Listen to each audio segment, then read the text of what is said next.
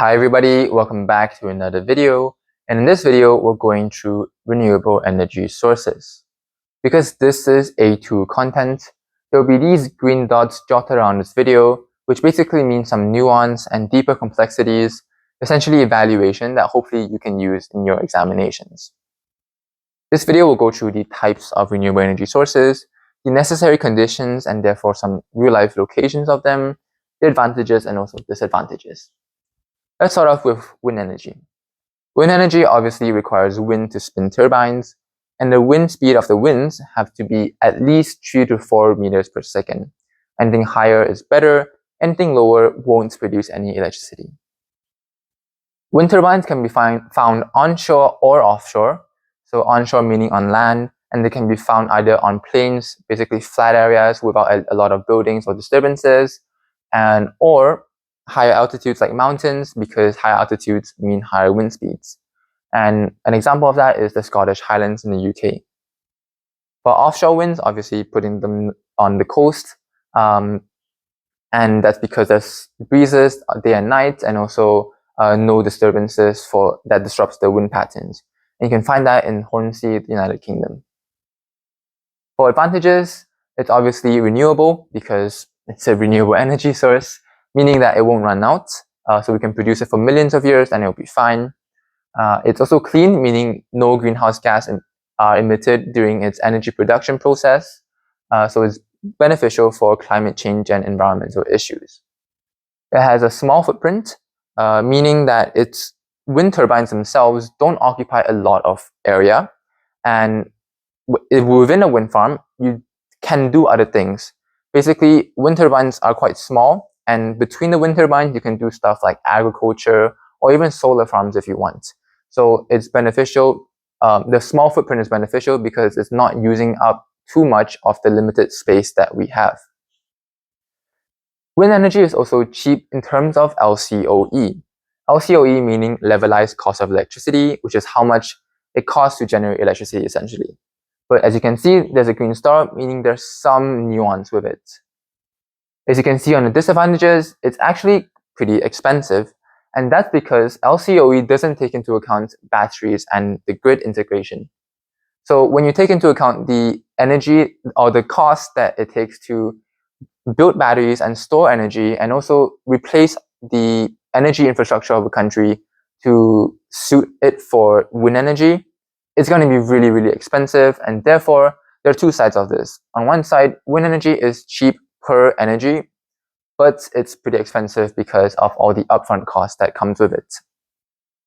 For other disadvantages, it's loud, but the caveat is usually you find them on offshore areas or you find them on mountains where there isn't much civilization.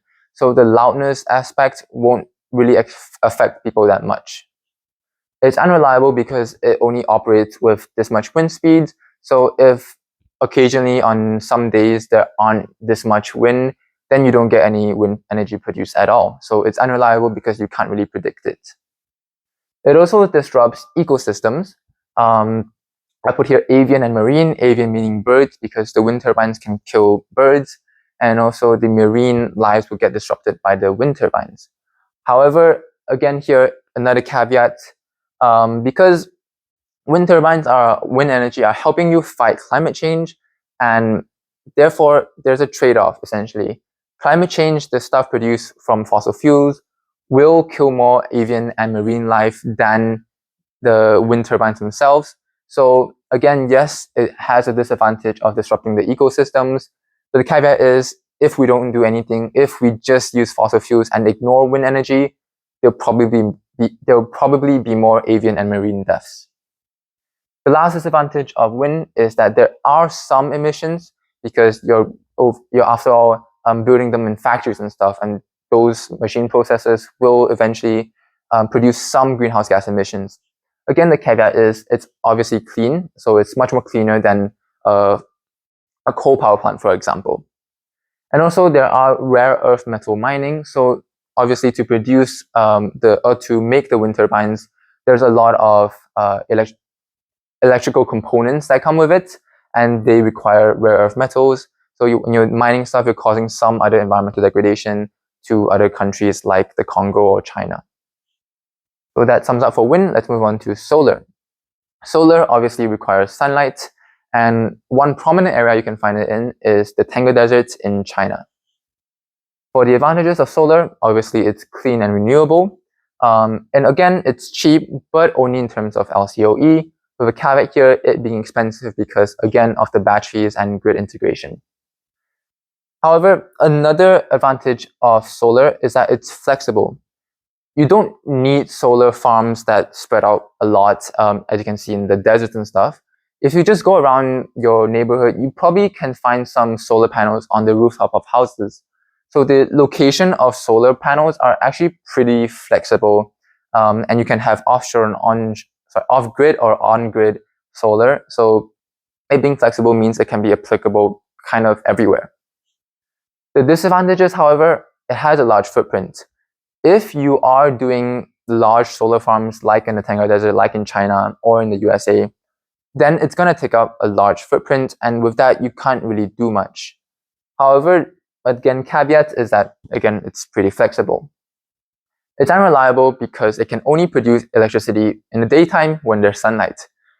So it can produce electricity for half of the day, but the other half, there's no electricity to be produced. So it's relatively unreliable to cater for the demand. There's habitat loss. So when you're building up big solar farms, you're going to disrupt some migration patterns of animals, or you're going to cause some soil erosion, and that's going to lead to habitat loss. It's expensive, and also, again, there's some emissions in the production and the making of solar panels. Again, the caveat is it's clean, so it's much more cleaner than fossil fuels. And there's some resource extractions to get the aluminium or silica to make these solar panels in the first place, which can harm areas where you're extracting the resources from. So that sums up for solar. Moving on to hydroelectric. Hydroelectric works when you have water that's pushing down, and therefore a lot of force is going of the water is going to spin the turbines. So you need gravity and you need water. So you need elevation and you need some water flow. Best places are dams with a high valley behind it, and you need a dam essentially. And the most prominent example of that is the Three Gorges Dam. An advantage of hydroelectric power, again, it's clean, renewable, but it's also reliable. This is because you can control the flow of water. As long as there is some consistent water flow, you can control the flow of water with your dam, and therefore you can basically make or control how much electricity you want to produce to cater for your demand. And there's also an additional benefit of some social stuff where you can control the floods if you do have flood issues with your dams. For disadvantages of hydroelectric, there are emissions, and this emission isn't like a trade-off where you have less emissions here for solar and then you have very clean energy. Hydroelectric actually produces quite a lot of emissions, so the cleanness of hydroelectric is kind of questionable, because when you are drowning the upstream with your flood, with the water in your dam, so your reservoir is going to hold up a lot of water, that can drown out trees and grass and stuff, and then that produces a lot of methane because of decomposition, and therefore you get quite a lot of emissions with hydroelectric power. There's habitat loss because you need to flood the reservoir upstream. Again, here upstream flooding, you have to basically displace everything upstream in the valley to hold on to the water in the reservoir. And lastly, it's really, really expensive. I believe the Three Gorges Dam costs like 37 billion. So yeah, not a lot of people can afford that. That's all for hydroelectric. Moving on to geothermal.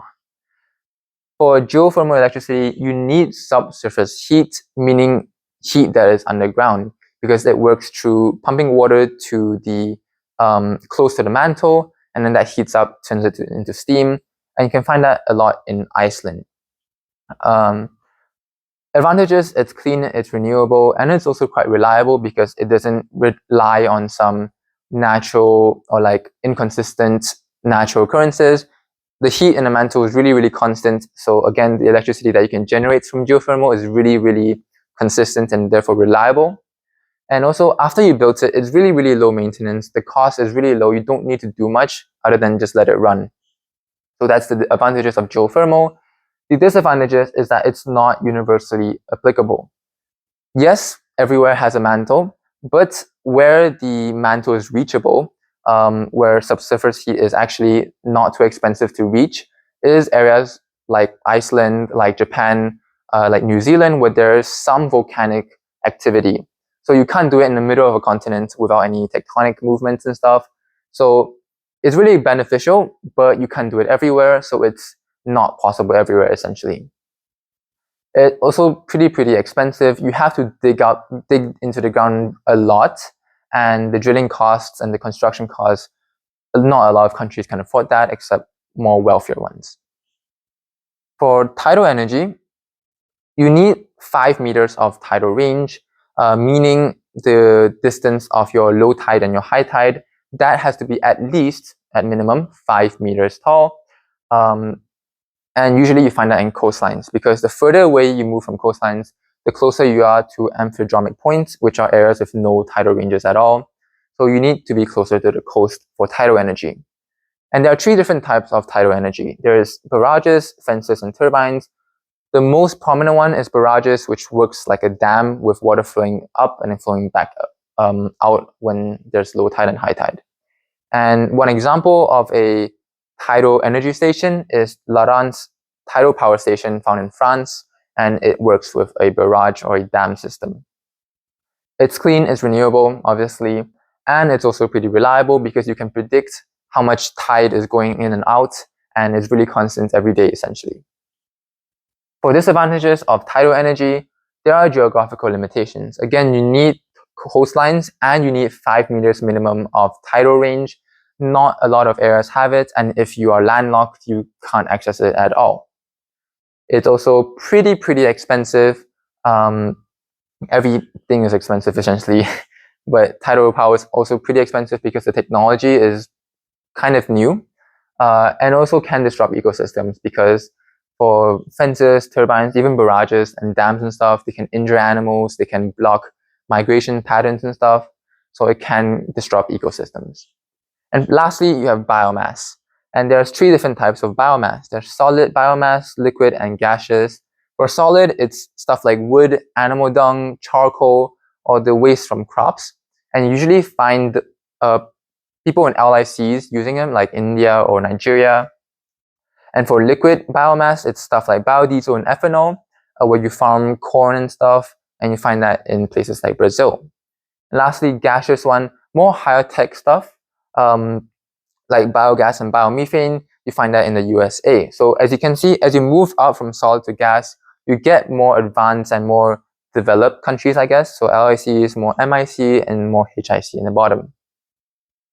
For the advantages of biomass, it is renewable, because you're growing crops and stuff, you're growing trees, you're growing corn, and then you're gonna cut it off, and then you can plant that again, and therefore it's renewable. The caveat is that if you're going to keep cutting down stuff, keep planting stuff, possibly there will be stuff like soil erosion, or the fertility of the soil is going to be used up because you're using monoculture, and therefore eventually it might not be renewable anymore. So that's a caveat with biomass. It also means landfills are, there's going to be less waste going to landfills, because for crop waste, for example, you're going to be using that to burn for electricity or fuel, and therefore it's less waste going to landfills, which is beneficial for waste management. The disadvantage of biomass, however, is that it does produce a lot of air pollution, especially wood, charcoal, and animal dung. Air pollution kills people, and that's going to be disadvantages. It is also not clean. Biomass, although it is renewable, it works kind of like fossil fuels, where you have to burn it, and that will cause some greenhouse gas emissions.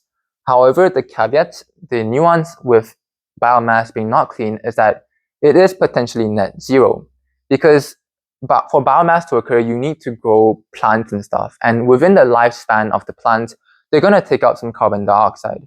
So possibly when you're burning them, you're going to produce greenhouse gas emissions, but during the growing cycle of the biomass, it's going to absorb carbon dioxide, so it can balance out and can cancel out into net zero.